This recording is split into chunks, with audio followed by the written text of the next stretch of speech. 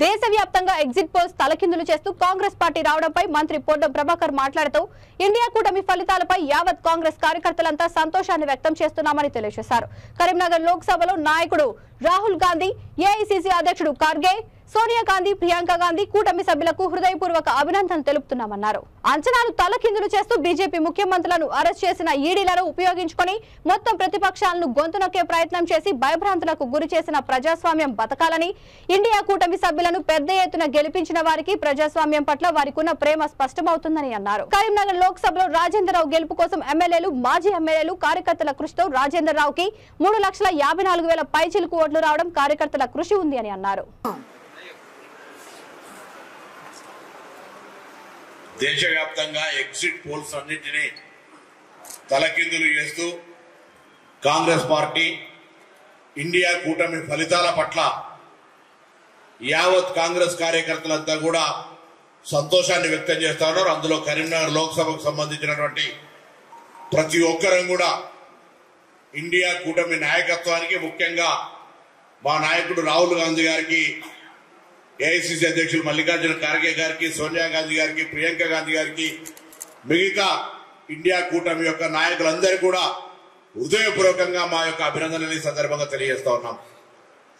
అనేకమైన exit polls ఇంతకుముందు చెప్పినట్టుగా 30-40 ఛానల్గా దేశవ్యాప్తంగా ఉన్న ఛానళ్లన్నీ ఇండియా కూటమికి సీట్లే రావన్నట్టుగా చూపెట్టిన పరిస్థితులలో ఈరోజు అందరి అంచనాలను తలకిందులు చేస్తూ భారతీయ జనతా పార్టీ ముఖ్యమంత్రులను అరెస్ట్ చేసిన, ఈడీ ఎన్ఫోర్స్మెంట్లను ఉపయోగించుకుని మొత్తం ప్రతిపక్షాలను గొంతు నొక్కే ప్రయత్నం చేసిన ప్రజాస్వామ్యం బతకాలని ఈరోజు ఇండియా కూటమి యొక్క సభ్యులను ఇంత పెద్ద ఎత్తున గెలిపించినటువంటి భారత ప్రజలందరికీ కూడా ప్రజాస్వామ్యం పట్ల, రాజ్యాంగం పట్ల ఉన్నటువంటి ప్రేమ చాలా స్పష్టమవుతా ఉంది.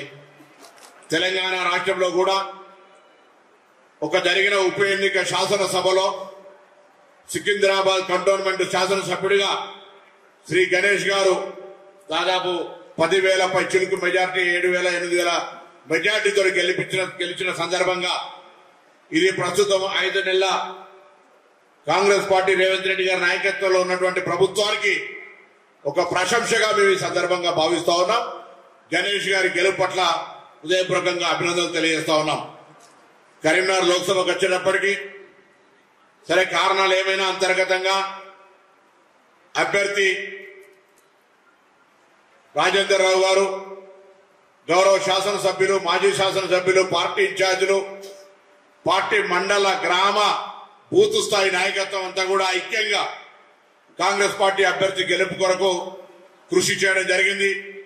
3 దఫాలుగా ముఖ్యమంత్రి గారు కూడా ఇక్కడికి పర్యటనకు హుజురాబాద్కు ఒక్కసారి, సిరిసిల్లకు కొద్దిగా ఆలస్యమైంది. ఆ రోజు కూడా మా రాహుల్ గాంధీ గారు నామినేషన్ రాయబరిలో ఉన్న కారణంగా కరీంనగర్లో మీరు చూసిన ప్రత్యక్షంగా అన్ని ఏర్పాట్లు జరిగిన తర్వాత వర్షం వల్ల ఆ సమావేశం జరగకపోయినా రాహుల్ గాంధీ గారి కార్యక్రమం ఉండి అక్కడ వేరే ఇతర కార్యక్రమాల వారు రాకపోయినా ఎవరైతే ఓట్లు ఇచ్చడానికి క్షేత్రస్థాయిలో ఉండేటువంటి కార్యకర్తల కృషితోటి ఇలా రాజేంద్రరావు గారు 3,54,000 ఓట్లు కాంగ్రెస్ పార్టీ కార్యకర్తల కృషి మేరకు వచ్చిన వాటి సందర్భంగా చెప్తాము.